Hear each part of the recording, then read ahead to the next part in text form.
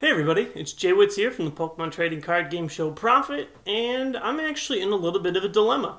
Now, normally I'm not this honest with you guys, but this time in particular is very, very different. I'm actually struggling more with this episode of Prof-It than I ever have with an episode before. I think the big problem is that I am 2 weeks behind. I had the 1 week of Nationals and the week after Nationals, and I was getting adjusted right back into my classes. But I really, really, really want to keep on getting episodes out each week.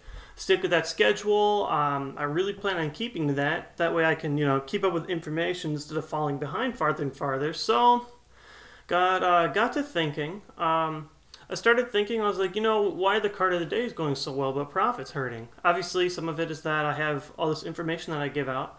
I think the other thing is, card of the days are really, really simple. They're not very formulaic. Most of the time I only make a few cuts each one, so I thought, I'll take a risk. Prof-It's all about experimenting. We'll see how things go, but my plan for this episode is to just run through it, one take. Obviously I'll put in images and stuff afterwards, but my plan is no cuts over the whole thing. So if I make a mistake, I make a mistake, but who knows? Maybe I won't, keep messing up, keep drawing blanks if I'm just going conversationally with you guys. Now, obviously, episodes on the Prof-It in the future are going to be a lot more clean, a lot more straight edge, but just got to get over this hump today. Maybe you guys will like it. Some people like when I'm conversational. Maybe it'll help you out. So, let's do it. No cuts. So, please excuse me while I cut to the theme song.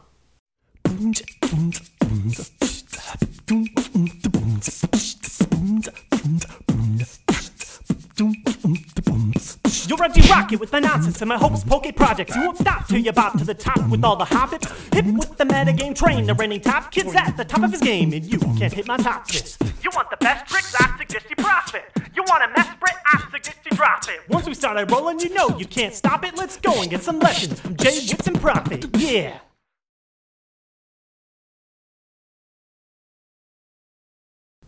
Alright, we're back, and I have a whole lot to talk about. Here's everything I've written. These are just my notes, and, trying to run off these is just crazy.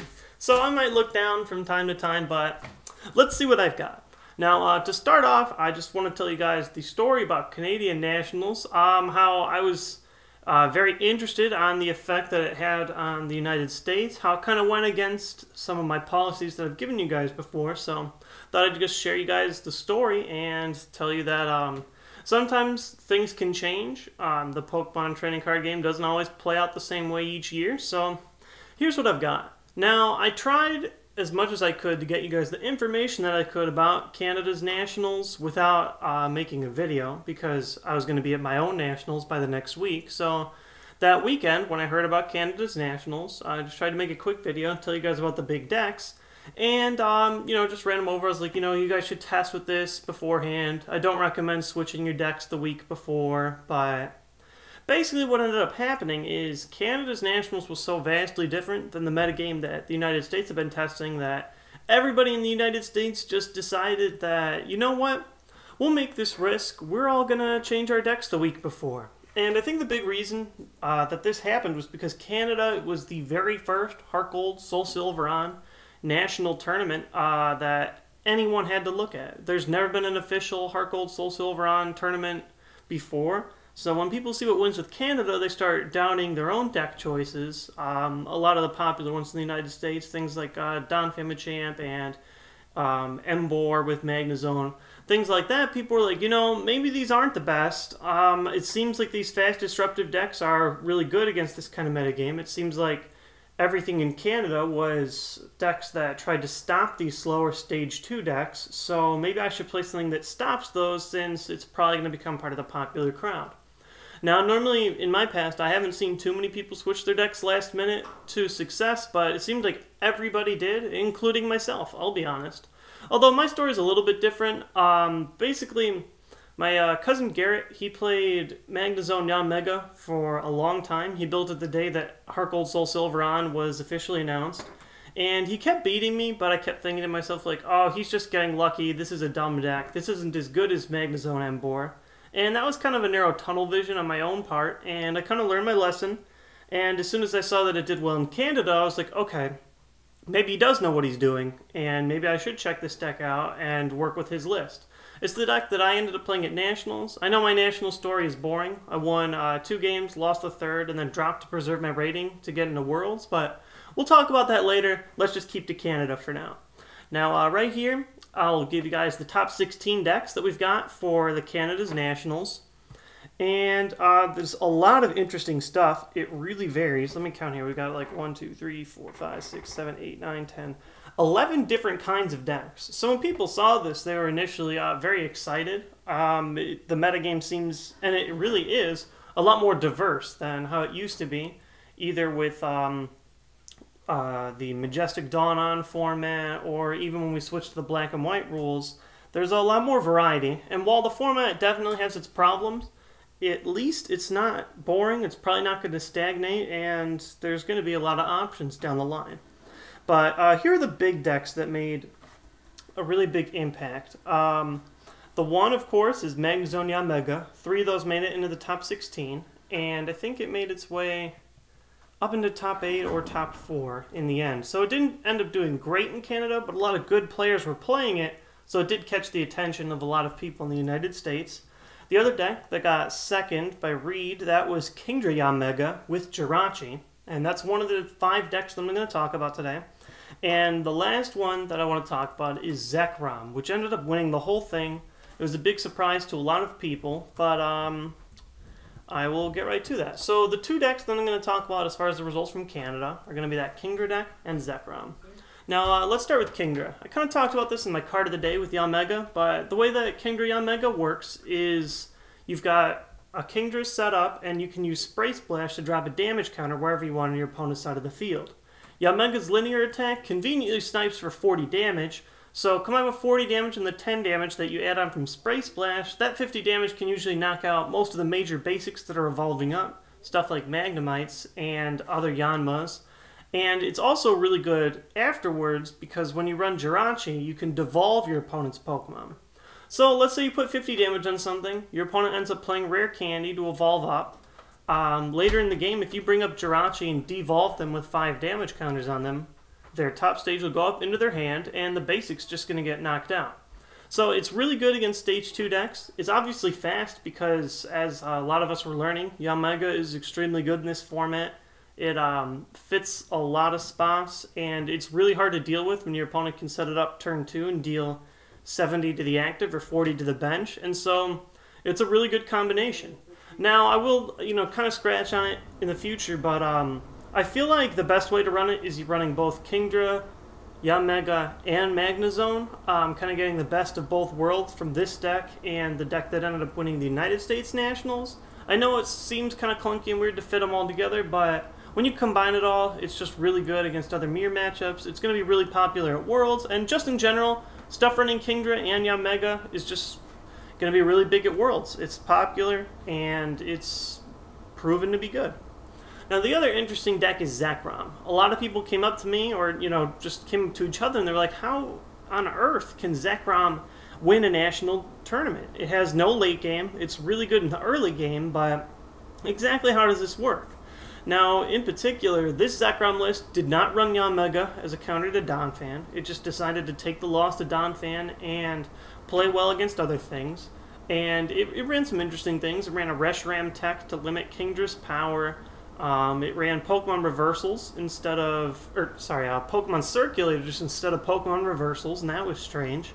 It ran defenders, just all kinds of really crazy techs. But the bottom line is this.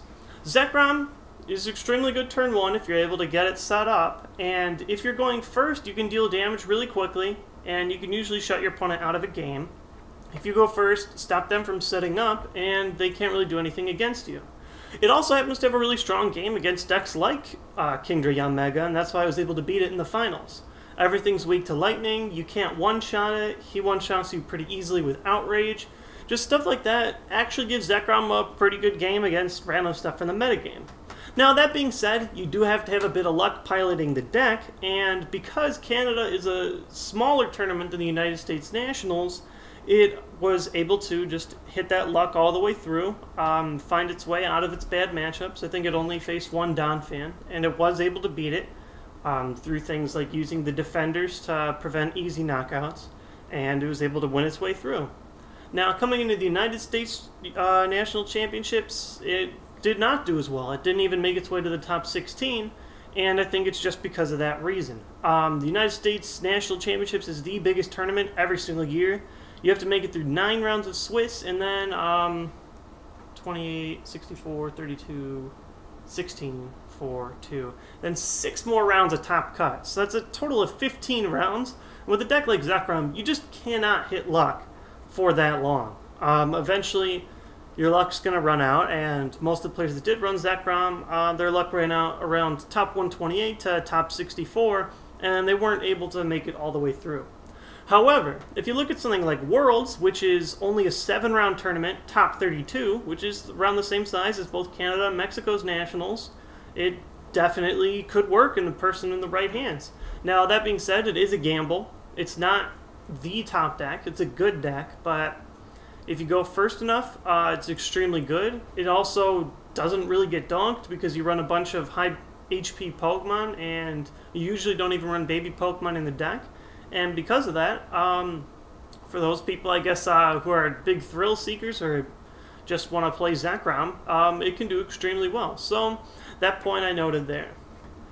Now, coming into the United States Nationals after Canada, a lot of people really influenced, and they actually went against the usual advice that people give, and they changed their decks last minute. As I said, I tried to give you guys information as quickly as I could, just through a regular post saying, hey, this is what's winning in Canada's Nationals, but unfortunately just wasn't able to put an episode together, and I apologize for you guys who, you know, some people obviously naturally think I was misleading people, like keeping these secret decks to myself, but in all honesty, I wasn't. I didn't even think Yanmega Magnezone was a good deck. I just thought my cousin was getting lucky, and I changed my mind when I saw that it was doing well in Canada. Now, obviously, I'm sure that I suffered just not knowing the deck the way I did with Embor Magnezone, which is what I was planning on taking.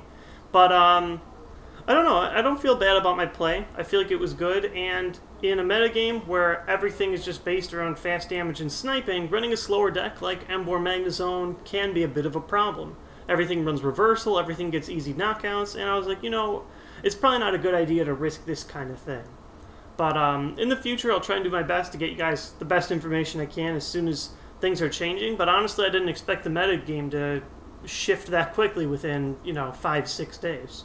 It did, and the card companies really profited because of it. Yanmega's went as high as $75. Magnezone went up to $50, so people had to shell out a lot if they wanted to build those decks last minute, but the popularity was there, and the decks did end up doing well. Now, here are the top 16 decks for the United States National Championships. Now, this metagame, there's still 1, 2, 3, 4, 5, 6, 7, 8, 9. There's 9 different kinds of decks, and, you know, there's a lot of different variations between these, but just looking at things, you got 5 decks that were Yanmega Magnezone variants. Now, some of those ran Kingdra, but some of them didn't. You had 3 that were straight Kingdra and Yanmega. 2 Donphan Yanmegas, and that's really just a Stage 1 mashup, which ended up getting second. I'll talk about that in a little bit. And those are all the duplicates. Everything else was either a case scenario. You had 1 Magnabor, 1 Tyranitar, Superior Yanmega. You had a few different kinds of decks using Mew and Vileplume, which carried over from Canada. Now, unfortunately, I don't think Vileplume is... I don't think it's an excellent play in a metagame where there's a lot of Yanmega, but I would like to talk about that in another episode if you guys are interested. Right now, I'm just talking about my opinion, the 5 top decks right now, though, so I'm going to leave that aside for now, and I'll come back to it in a cleaner episode if I ever get time to talk about something like that again. But let's go to the top, Yanmega Magnezone. Why is it good? Well, it's kind of got the best of both worlds. It's got the fast attacker, it's got the slow heavy attacker, and it's got the built-in draw. Now, having all that at your disposal, you also have a lot of room for techs. Some people teched in Kingdra to deal that extra 10 damage, which is really helpful in sniping. Some people felt it was good to tech in things like a full line of reversals to pull up your opponent's bench Pokemon. Some people put in things like Pachirisu for lightning energy acceleration. That way you have extra energies in the bench to throw with Magnezone's Lost Burn. All that kind of stuff ended up being really useful, and the deck is just very solid, very consistent. Your main attacker is to lead with Yanmega, who is just a stage 1, doesn't need energy. Magnezone helps you stay consistent because you're constantly drawing. So combined, the deck did really good. It found 2 spots in the top 4 for the United States Nationals, and it ended up winning. So just thought I'd scratch on that deck for you guys. Obviously, once again, I can make a full episode for these kind of things, but right now, just struggling to even get the episode out. Just thought I'd give you guys the information for those of you guys who really, are new to the game, don't even know what's going on at the National Championships, and don't even know what we're going to see at Worlds.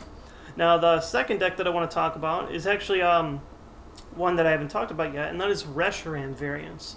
Now, I tried talking to you guys in my national coverage videos, the 4 that I made over last week, but here's the deal with Reshiram. It's a basic Pokemon. It can deal 120 damage for 3 fire energies, and you can provide those energies in 2 different kinds of ways. The first is using Typhlosion, which attaches your energies from the discard pile 1 at a time for each Typhlosion that you've got, and you put a damage counter on you for each energy that you attach. Now, the damage counter might sound bad, but it's really not when you consider that you already have Outrage, which does more damage when you have more damage on you. You're already 130 HP basic, and that works pretty well against things like Judge because you don't need constant energy in your hand like Emboar. Now, Emboar is the other way to do it, and Emboar can be faster because you can attach as many energies as you like from your hand during your turn. So you can get a really quick setup, but you also need to run things like Fisherman or Energy Retrieval to get those energies back, whereas with Typhlosion you don't. So both cards have their pluses and minuses, but they both ended up doing pretty well. The Reshiram with Emboar made it to the top 16. The Reshiram with Typhlosion made it to the top 8. A copy of Reshiram Typhlosion went 9-0 in Swiss. It actually did pretty well all around, but I think that the deck could be doing a lot better if more of the top players were piloting it. So I'm actually considering it as one of the top Worlds choices right now.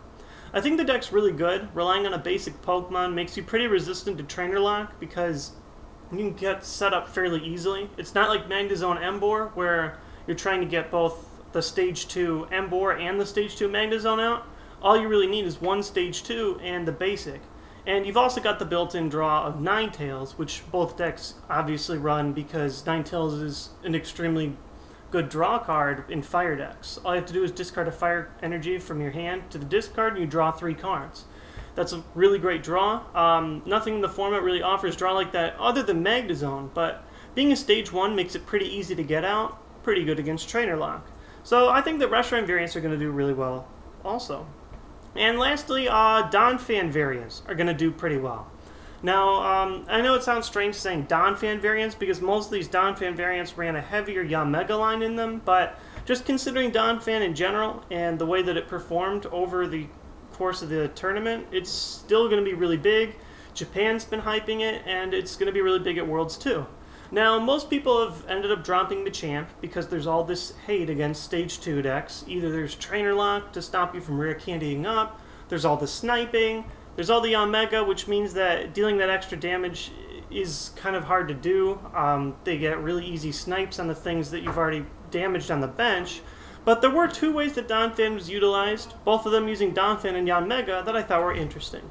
Now, the first got 2nd place at the United States National Championships, and that ran Donphan with Yanmega and Zoroark.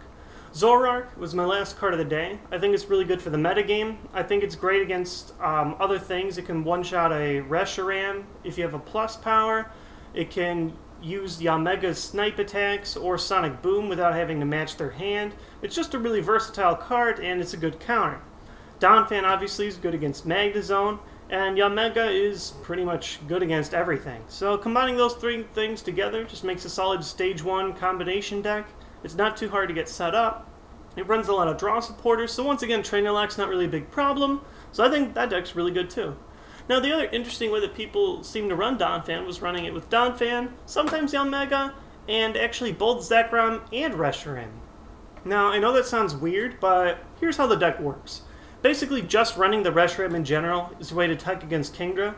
Kingdra has your water weakness, and If they hit you, they can usually one-shot you just a plus power, their attack, or getting 2 spray splashes in their attack, stuff like that. But the second that you have Reshiram down on your side of the field, their Kingdra is limited. They can only deal 20 damage instead of 60. So times 2, they're only doing 40, but then it's minus 20 again because of your body. So basically you make Kingdra a useless attacker by running the Reshiram. Now secondly, running these Pokemon on your bench, when you're using Earthquake, you put 10 damage counters on each of your bench Pokemon. So when you Earthquake, you're actually powering up both the Pokemon's outrage attacks, and you can actually use them as viable attackers later in the game once you've evolved with Donphan long enough. Now, as I said earlier, Zekrom is actually a really good attacker in this format against things like Yanmega and Kingdra, and Yanmega is a problem for Donphan. So combining those things, it's just a pretty good counter. I'm pretty sure that the second place deck, and maybe this was just a rumor, but I heard that the second place deck that was running the Donphan Yanmega Zoroark also had a Reshiram in it to control Kingdra. I could be completely wrong, just going off rumor, but it is a good idea. Just running fire in general makes Kingdra useless and makes your water-weak Pokemon not have a problem anymore. So altogether, those are the 5 big decks that I've been looking at as far as going into Worlds. We've got the Kingdra builds, Zekrom builds, Yanmega Magnezone builds, Reshiram builds, and lastly Donphan builds. I highly recommend that you check all these decks out. Obviously in episodes in the future, I'm going to go over these decks in much more detail, give you guys a skeleton list, things to work with, but for now I just thought I'd get caught up with the news so we actually are all on the same page. The last story then is coming into World Championships. What should you do to prepare? Now, I wish that I could give you guys some good information here for you guys who are preparing for Worlds, but the way I see it, if you're going to Worlds, if you already have your invite, chances are you're just as good or a better player than me, and you probably already know what you need to be doing. You've probably played a good season and been doing the right things, and all I have to really say to you is just keep on doing what you're doing. Test a lot, try out the big decks, and you should do just fine. Now, that being said, this is also my first World Championships. I'm obviously really happy and really excited. I ended up 11th in North America and just had to be in the top 40. So I've got my invite locked. I'm working on getting my plane tickets and got hotel arrangements made, and I'm really excited. I'm going to be down in San Diego in August competing in the World Championships. Hopefully I'll do well, but being in my first Worlds, I'm just excited to be here, excited to give you guys the first Worlds coverage that I ever have, and I just really appreciate all your guys' support in giving me the inspiration to work hard and try and have a great season, and hopefully things will go really well for me. I'll be able to get you guys some great footage, and who knows, maybe I'll actually do well. But for those of you guys who are going and just trying to play in the last chance qualifier, whew, good luck for you guys. Now, for those of you guys that don't know about the last chance qualifier, it goes the day before Worlds, and it's your last chance to get an invite into the tournament. It's in San Diego at the event, and the way they're playing it right now is it's a tournament where it's best 2 out of 3, single elimination. So if you lose one best 2 out of 3 game, you're out of the tournament for good. So the only way to make it up to the very top tables and get an invite the day before is by winning every single game that you play. Now, in the past, we've had around 500 to 600 people enter these last chance qualifier tournaments. That's nuts. So my best advice for you as far as the last chance qualifier goes is run something consistent. Run something that gets set up every single time because you can't afford to drop very many games. Playing best 2 out of 3 does give you a little bit of space to work around, but still, you got to win 2 out of 3 games. You have to do it within an hour time limit, just like a regular top cut match. So you basically got to play your heart out. I've never actually played in the last chance qualifier, so my advice might not be the best, but the way I see it, you've basically just got to play it out like you would play the United States National Championships and play something consistent that can win 9 games in a row. I know that sounds crazy, but it's usually what you got to do. It can go down to luck, but a lot of skilled players seem to be pretty good at it, and you know, either way, I hope you guys just have a good time doing that. Now, obviously, I don't recommend going down to just to have that chance of getting into Worlds. Flying all the way down to California just to play one tournament which looks extremely hard to get into. Just seems like a waste to me, but if you're going to meet up with friends already, you might as well play in it. If you're already going on vacation around the area, why not, right? But as always, there's always next year for getting an invite, and if you can't make it to the last chance qualifiers or worlds or anything like that, I wouldn't worry too much about it.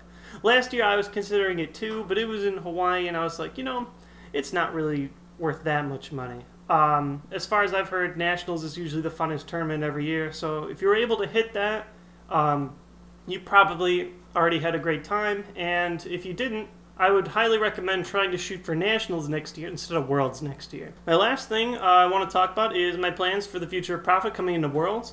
I'm testing a lot, and I mean a lot. I'm trying to shoot for, you know, 3, 4, 5 games a day. Sometimes more than that if it's a boring day or it's the weekend like it is now.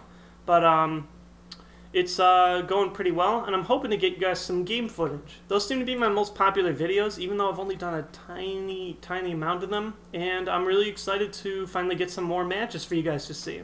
The final thing I have to suggest to you guys is if you're not going to Worlds and you're wondering what to do until the next season, the first thing I would do is just pretend that your Pokemon reversals are Pokemon catchers. Now, I talked about that in the card of the day a week or two ago, but it's basically the same as Gust of Wind. It's Pokemon reversal, but you don't have to flip a coin to get the effect. It's going to be huge. It's going to favor faster decks, and I really recommend that you just play with catcher. You'll have a step above everybody else who hasn't played with catcher yet. You'll get a better grasp of the game. It's going to make everything a lot faster. It's also going to make things less luck-based with the coin flip for reversal, but it's still going to favor fast decks. I highly recommend that you test it and make sure that you don't lose to a deck that plays reversal, because that would stink at the beginning of next season.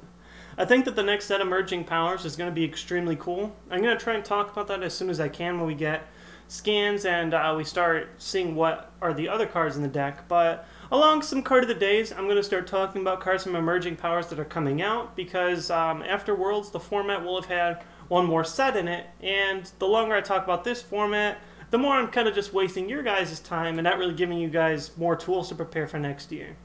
So, I don't know how long this is. It's probably longer than my usual episode because I make cuts. I probably rambled a little bit, but I finally got through this episode, which is great. Thanks a ton for watching. I'm sorry if this was not entertaining at all for you and it didn't help you. I hope that it does. I like to think that when I talk in a conversational tone, it makes me a little more honest about things. Just tells you guys things how they are, how I think about them, without any real forced emotions or excitement. So, hope you guys liked it. If you didn't, don't worry. This is probably going to be the only video that I ever do like this. I'll go right back to that mainstream, streamlined, whatever you want to call it, format with clean editing and deck lists and all kinds of stuff like that. Until then, let me know what you guys want to hear about next episode. It's going to be episode 49. I have something special planned for episode 50, which we'll get to when it comes. But for next week, since today's episode was kind of weird, just let me know the #1 thing that you want to see in an episode that is a clean episode of Prof-It. Till then, thanks a ton for all your support. I'm really excited to be testing for Worlds and still making these videos. I really hope that you guys did not hate this one, but I tried my best. I was just struggling, and now I can finally get back on track. Thanks a lot for bearing with me. Thanks for being great fans over the years, and hopefully it'll be a great World Championships. Peace.